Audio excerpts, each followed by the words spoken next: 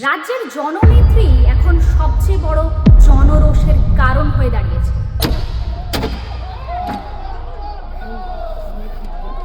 সেই জননেত্রী এখন জনবল হারিয়েছে। হালি শহর একটা সাধারণত এটাকে মুসলমান বেল্ট বলা হয়ে থাকে।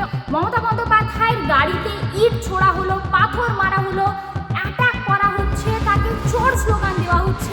এই যে আপনারা দেখুন আমার গাড়িটা এত বড় বড় ইট মেরেছে। কল্যাণ বন্দ্যোপাধ্যায় এখন ডিজি এবং সিপির ইস্তফা দাবি করছে। ডিজি এবং সিপির ইমিডিয়েটলি আমরা রেজিগনেশন চাই।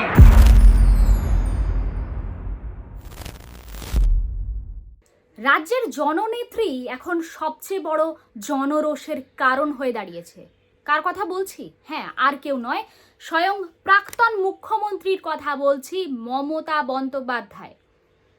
তিনি যখন মুখ্যমন্ত্রী ছিলেন তার কাছে Z+ ক্যাটাগরির নিরাপত্তা তখনও ছিল, এখনও আছে। তার কাছে তখন যেটা ছিল সেটা হচ্ছে জনবল। কেন ছিল? ক্ষমতার জন্য। এখন ক্ষমতায় উনি নেই, কিন্তু সেই জননেত্রী এখন জনবল হারিয়েছেন।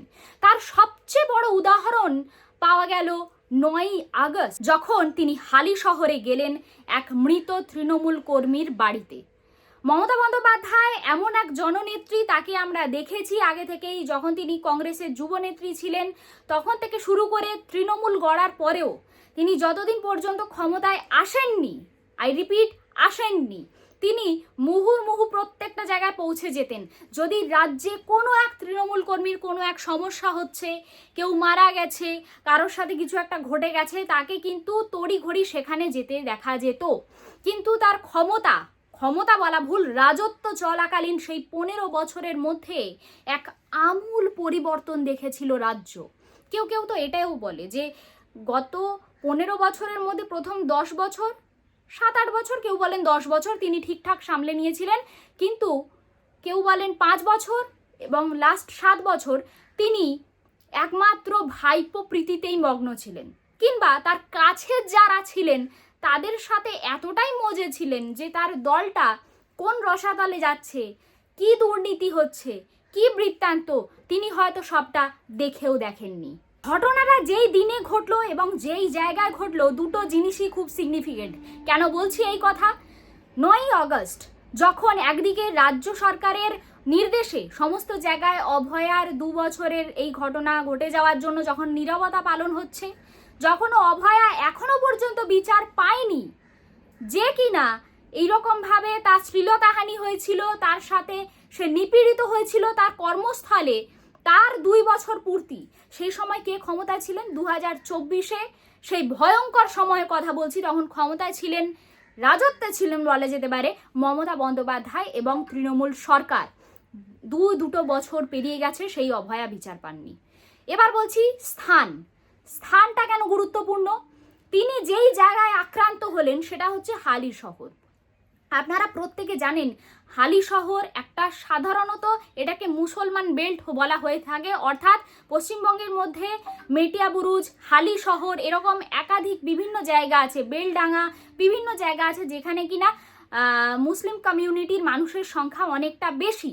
মমতা বন্দ্যোপাধ্যায়ের গাড়িতে ইট ছোড়া হলো, পাথর মারা হলো, অ্যাটাক করা হচ্ছে, তাকে চোর স্লোগান দেওয়া হচ্ছে, তার সাথে Z+ সিকিউরিটি ক্যাটাগরির যে নিরাপত্তা, সেই নিরাপত্তা তিনি যখন মুখ্যমন্ত্রী ছিলেন তখনও ছিল। তিনি এখন মুখ্যমন্ত্রী নেই, তিনি প্রাক্তন মুখ্যমন্ত্রী, কিন্তু তার সাথে এখনও আছে। তিনি যেটা হারিয়েছেন সেটা হচ্ছে জনবল, জনরোষের শিকার তিনি হলেন। এবার বিষয়টা হচ্ছে সেই জায়গা থেকে তিনি মরি করে পালাতে বাধ্য হলেন। এতটা বাজে অবস্থা হয়েছে সেই জায়গায়। তিনি বললেন যে আমরা পুরো রাস্তাটায় পাথর মার খেতে খেতে এসছি, তার গাড়িতে বাজে রকমভাবে বড় বড় রীতিমতো পাথর ছোড়া হয়েছে, তার গাড়িতে কাদা লেপে দেওয়া হয়েছে। কোথাও না কোথাও এটা কি 15 বছরের রাজত্বের গায়ে কাদা লেপে দেওয়া নয়? প্রশ্ন উঠছে সেই ক্ষিপ্ত জনতার পক্ষ থেকে। সেই জননেত্রীর বিরুদ্ধে যে ক্ষোভ, এটা তাদের মধ্যে এখন স্পষ্ট। তারা পরিষ্কার জানাচ্ছেন এই 15 বছরে আপনি আমাদের জীবন নষ্ট করে দিয়েছেন, আপনি আমাদের সবকিছু শেষ করে দিয়েছেন, রাজ্যটাকে রসাতলে পাঠিয়ে দিয়েছেন। ভাবুন অবস্থা, সেই ছবি আগে আপনারা একটু দেখে নিন।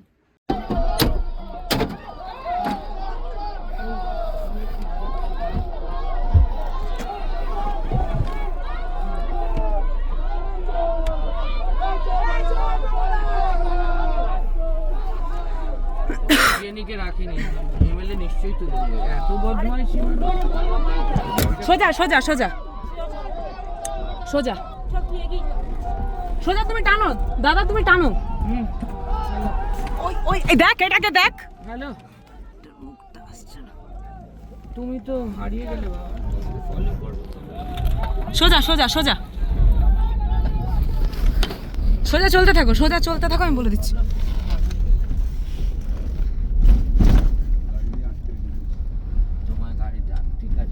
ঠিক আছে, চলো চলো চলো চলো চলো সোজা।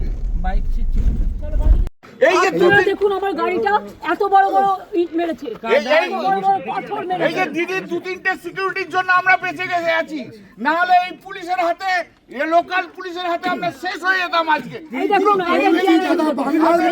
বাংলার পুলিশকে কি বিশ্বাস করতে? না না না না, শুভেন্দু অধিকারী পুলিশ ছাড়া পুলিশের সমস্ত রাগ হচ্ছে, বাংলাবাজি হোম দিয়েছে। মিনিস্টার নিজে he is doing nuisance, he is a nuisance আধা থেকে শুরু করে যেভাবে atrocious terrible is going on in Bengal.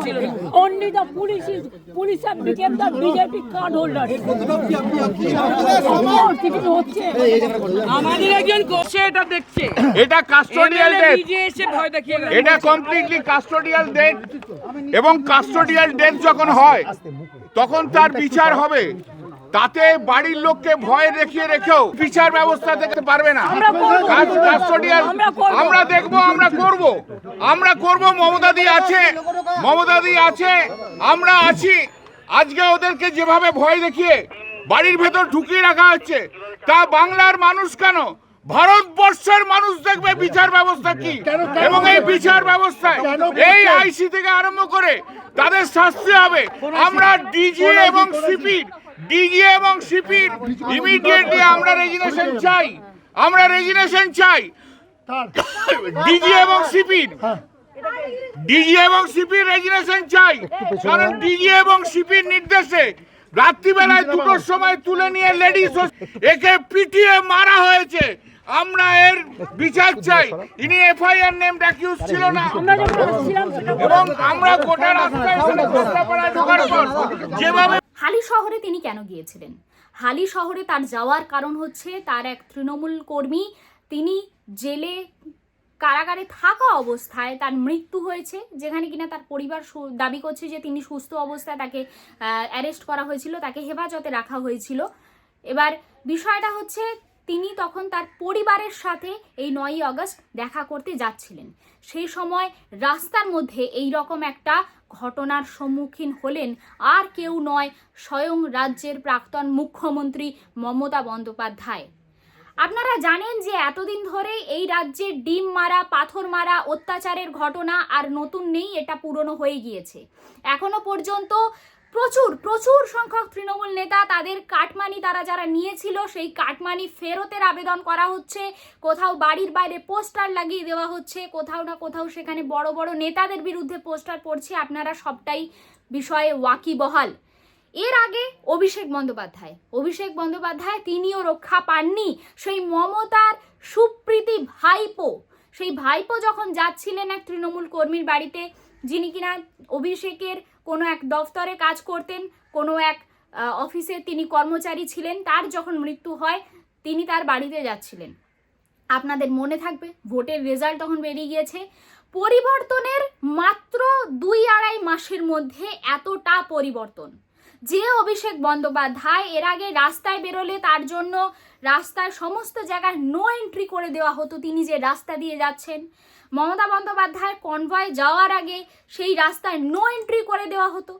তারা রীতিমতো শাসন করে দাপিয়ে চলতেন এই জায়গায়। আজ ক্ষমতার পরিবর্তনের মাত্র 2.5-3 মাসের মধ্যে কোথায় তাদের জায়গাটা এসে পৌঁছেছে? যখন সেই জনরোষের তরফ থেকে, যখন সেই ক্ষিপ্ত জনতার তরফ থেকে উঠে আসছে, আপনি আমাদের জীবনটা শেষ করে দিয়েছেন, আপনি এই রাজ্যটাকে শেষ করে দিয়েছেন। আজ দেখা গেল মমতা বন্দ্যোপাধ্যায়ের পাশে দোলা সেন এবং সাংসদ কল্যাণ বন্দ্যোপাধ্যায়, তারা রয়েছেন তারা তার সাথেই যাচ্ছিলেন এবং যখন তারা এই অ্যাটাক, এই যে জনরোষের মুখে তারা পড়েন, তার সাথে ফিরে এসে মমতা বন্দ্যোপাধ্যায়ের বাড়িতে কিন্তু এই দুই সাংসদ গেছেন। এবার বিষয়টা হচ্ছে তিনি তার কাছের লোকেদের সাথে, তার কাছের যে, আমি যদি লবি বলি এটাকে, এতটা ব্যস্ত ছিলেন, তাহলে এখন কল্যাণ বন্দ্যোপাধ্যায় তিনি বলছেন যে আমরা কোর্টে কেস করব, মমতা বন্দ্যোপাধ্যায় বলছেন যে এটা বিজেপি লুম্পেনদের দিয়ে এই কাজ করিয়েছে। কিন্তু বিষয়টা হচ্ছে তিনি এটাও বলছেন যে রাজ্য এখন লুম্পেনদের হাতে চলে গেছে। কিন্তু কোনো রাজ্য, কোনো দেশ, কোনো একটা জায়গা, প্রত্যেকটা যেখানে তার অ্যাডমিনিস্ট্রেশন রয়েছে, যদি লুম্পেনদের হাতে 1 সেকেন্ডের জন্য আমি মেনে নিয়ে যে চলেও গিয়ে থাকে, সেটা কি একদিনে গিয়েছে? সেটা কি 2 মাসে, এই 2.5 মাসে গিয়েছে? নাকি এই যে জনরোষ তার উপর আছড়ে পড়ছে এখন, সেই ঘটনা, সেই ব্যবহার তিনি সামলাতে পাচ্ছেন না, মানুষের এই জনরোষ তিনি সামলাতে পাচ্ছেন না। কারণ ওই যে বললাম, তার কাছে নিরাপত্তা আছে, জনবল নেই। কল্যাণ বন্দ্যোপাধ্যায় এখন ডিজি এবং সিপির ইস্তফা দাবি করছেন। এই কল্যাণ বন্দ্যোপাধ্যায় এখন বলছেন যে মমতা বন্দ্যোপাধ্যায়কে মারার চক্রান্ত হয়েছে, তার সাথে যেটা হয়েছে খুব অন্যায় হয়েছে, আমরা কেস করব। মমতা বন্দ্যোপাধ্যায় বলছেন আমরা এই করব, সেই করব, কেস করব, আদালতে যাব। তিনি যাই বলে থাকুন, বিষয়টা হচ্ছে রাজ্যটার এই যে রসাতলে যাওয়া, সেটা একদিনে নিশ্চয়ই হয়নি। তাহলে 15 বছর আপনারা যারা মমতা বন্দ্যোপাধ্যায়ের ক্লোজ লবিতে ছিলেন, তারা কি করছিলেন? তারা কি দিদিকে একবারও বোঝাননি যে এইরকম একটা জনরোষ, জনমত সৃষ্টি হচ্ছে, যেটা কিনা তাদের মাথা ব্যথার কারণ হয়ে দাঁড়াতে পারে? এটা একটা বিরাট বড় ঘটনা। রাজ্যের মুখ্যমন্ত্রী এইরকমভাবে জনরোষে পড়া, এরপর হয়তো মমতা বন্দ্যোপাধ্যায় কোনো কর্মসূচিতে তিনি আর বেরোবেন না, তিনি হয়তো আর রাস্তায় বেরোতে ভয় পাবেন। অলরেডি জবে থেকে তার কাছে ক্ষমতাচ্যুত তিনি হয়েছেন, ক্ষমতা জবে থেকে তার হাত থেকে গেছে, তিনি কিন্তু সোশ্যাল মিডিয়ার ওপর দিয়ে বেশিরভাগ কাজ করছেন। সেটা নিয়ে বর্তমান মুখ্যমন্ত্রী একদিন কটাক্ষ করেছিলেন তাকে, অবশ্য সেটা আলাদা কথা। কিন্তু বিষয়টা হচ্ছে আজ যে ঘটনা ঘটলো, এই ঘটনার পর মমতা বন্দ্যোপাধ্যায় এই জনরোষের মাঝখানে, তিনি তো মাঠে ঘাটের নেত্রী বলে নিজেকে দাবি করেন, একদম জিরো থেকে উঠে আসা, সেই জিরোতে তিনি আর যেতে কতটা সাহস করবেন, মানুষের মাঝে যেতে তিনি আর কতটা সাহস করবেন, তা এখন দেখতে থাকবো। আমাদের প্রত্যেকেরই চোখ থাকবে। আপাতত এই পর্যন্তই, চলে আসবো পরবর্তী ভিডিও নিয়ে খুব তাড়াতাড়ি। দেখতে থাকুন বেঙ্গল লিবার্টি, স্বাধীন, কাঁচিহীন, গেরিলা সাংবাদিকতার পাশে দাঁড়ান। নমস্কার।